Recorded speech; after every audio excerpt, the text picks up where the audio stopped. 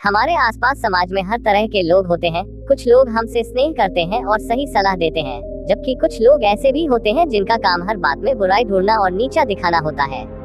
कई बार ऐसे नकारात्मकता ऊर्जा से भरी व्यक्तियों का सामना करना मुश्किल हो जाता है, क्योंकि हमें वह तरीका ही नहीं पता होता है कि किस प्रकार से ऐसे व्यक्तियों का सामना किया जाए ताकि उनसे हमारे रिश्ते भी खराब न हो और उन्हें उनकी इस बुरी आदत का सही इलाज भी हो जाए। जिन लोगों की गिरी हुई सोच होती है, वे कमियों को देखने और सुधारने के बजाय केवल दूसरों के आत्मविश्वास पर वार करते हैं, ताकि सामने वाले का मनोबल टूट जाए और जीवन में कभी सफलता हासिल न कर पाए। इस तरह के व्यक्तियों से हमेशा सावधान रहने की जरूरत होती है, क्योंकि वे ईर्ष्याद्वेष भावना से ग्रसित होकर ऐसा व्यवहार करते हैं। गौतम बुद्ध की शिक्षा हर किसी के जीवन को नई दिशा देती है। गौतम बुद्ध की एक कहानी से सीखते हैं कि जब कोई व्यक्ति हमें नीचा दिखा रहा हो, तो हमें किस प्रकार उससे शांति और समझदारी से निपटना चाहिए। एक समय की बात है, सन्यासी गौतम बुद्ध के आश्रम में उनके दो बड़े ही विचित्र चरित्र के शिष्य रहा करते थे। दरअसल वे दोनों विचित्र इसलिए थे क्योंकि दोनों का स्वभाव बिल्कुल अलग था। एक शिष्य का काम सभी के कामों में गलतियां निकालना और सभी को बिना मांगे सलाह देना था, जबकि दूसरे शिष्य का स्वभाव ऐसा था कि यदि कोई उससे कुछ कह देता था तो वह जवाब नहीं दे पाता था और घंटों इस बात पर विचार करता रहता था। दोनों आपस में अच्छे मित्र थे। सन्यासी गौतम बुद्ध अपने इन दोनों शिष्यों के स्वभाव से अच्छी तरह से परिचित थे। एक बार की बात है, दोनों में से वह शिष्य जो जवाब नहीं दे पाता था, वह सन्यासी गौतम बुद्ध के पास पहुंचा। उस समय वह बेहद दुखी और परेशान था। सन्यासी गौतम बुद्ध ने जब उससे उसकी परेशानी का कारण पूछा, तो उसने बताया कि उसका अपना मित्र ही उसे हर समय नीचा दिखाने का काम करता है। उसके मित्र की इस आदत को देखकर आश्रम के अन्य सभी लोग उसे चिढ़ाते रहते हैं और कुछ न कुछ कहते रहते हैं, लेकिन दुख की बात यह थी कि वह किसी को उत्तर नहीं दे पाता था, न ही उसे वह तरीका पता था जिससे ऐसे लोगों का सामना किया जा सके। अपने शिष्य की यह बात सुनकर सन्यासी गौतम बुद्ध मुस्कुराए और बोले, यह समस्या तो बहुत ही छोटी है, तुम स्वयं इन समस्याओं का सामना कर सकते हो, लेकिन इसके लिए तुम्हें स्वयं ही अपने बुद्धि का प्रयोग करना होगा।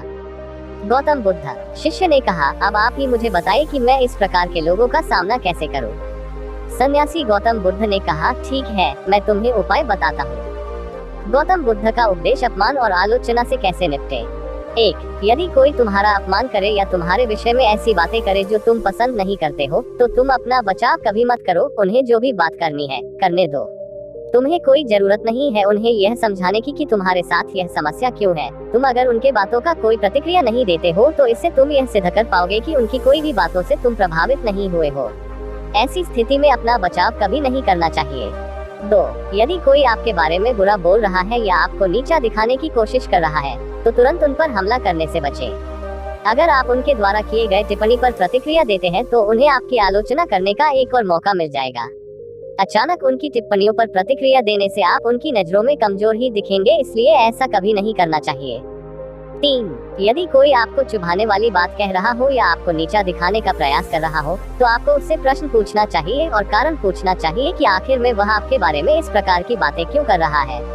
ऐसा सवाल करने से अगर वह यह कार्य किसी गलत मनसा के साथ कर रहे हैं, तो वह अपने आप ही शांत हो जाएंगे, क्योंकि उनके पास आपके द्वारा पूछे गए प्रश्नों का उत्तर होगा ही नहीं।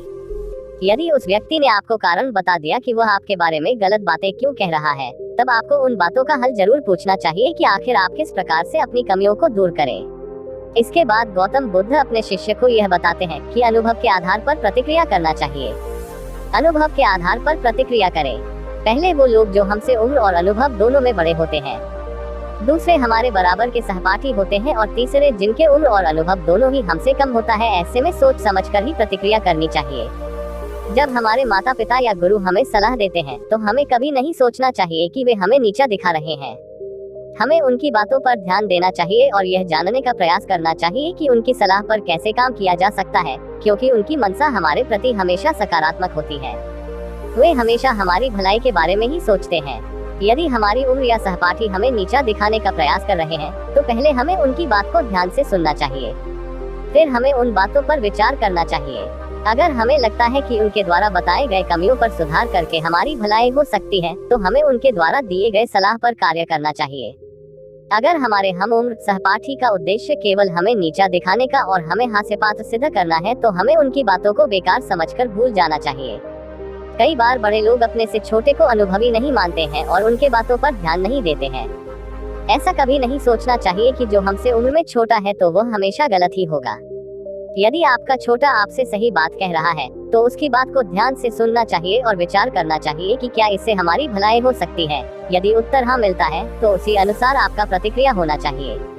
यदि उत्तर नहीं में मिलता है तो आप यह समझ सकते हैं कि वह आपको नीचा दिखाने का प्रयास कर रहा है और आप उसे जवाब देकर शांत कर सकता। तब उस शिष्य ने गुरु से पूछा, अगर कोई गलत उद्देश्य से हमें नीचा दिखाने का प्रयास करे तो हमारी क्या प्रतिक्रिया होनी चाहिए। तब गुरु ने बताया कि किसी भी गलत मंशा वाले लोगों को नीचा दिखाने के लिए इस तरह से व्यवहार किया जाता है। मानसिक संतुलन को नियंत्रण में रखें। यदि आपके सामने कोई उल्टा सीधा बात कर रहा है और आपने अपना मानसिक संतुलन खो दिया और धैर्य नहीं रखा तो यह आपके लिए नुकसानदायक साबित हो सकता है। इसलिए कभी भी दूसरे के द्वारा कही गई बुरी बात पर अपना मानसिक संतुलन नहीं खोना चाहिए। यदि आपने उस समय धैर्य रखा तो निश्चित ही समय आने पर आप उस व्यक्ति को सही जवाब दे पाएंगे। उस जवाब के बाद वह आपको नीचा दिखाना छोड़ देगा। वाणी पर नियंत्रण रखें। यदि आपको कोई नीचा दिखाने वाली बात कर रहा है तो उसके बात को ध्यान से सुनना चाहिए और अपनी वाणी पर नियंत्रण रखना चाहिए। कई बार व्यक्ति दूसरों द्वारा कही गई बुरी बातों पर अपनी वाणी का नियंत्रण खो देते हैं और सामने वाले को अपशब्द कहने लगते हैं। ऐसा कभी नहीं करना चाहिए। अपना वाणी पर नियंत्रण रखना चाहिए, क्योंकि ऐसा करने से आपके ऊपर कोई दोष नहीं लगेगा। कहीं न कहीं सामने वाले व्यक्ति को अनुभव होगा कि यह तो मुझे कुछ नहीं कह रहा है, और इस तरह चुप रहकर भी आप सामने वाले को नीचा दिखा सकते हैं।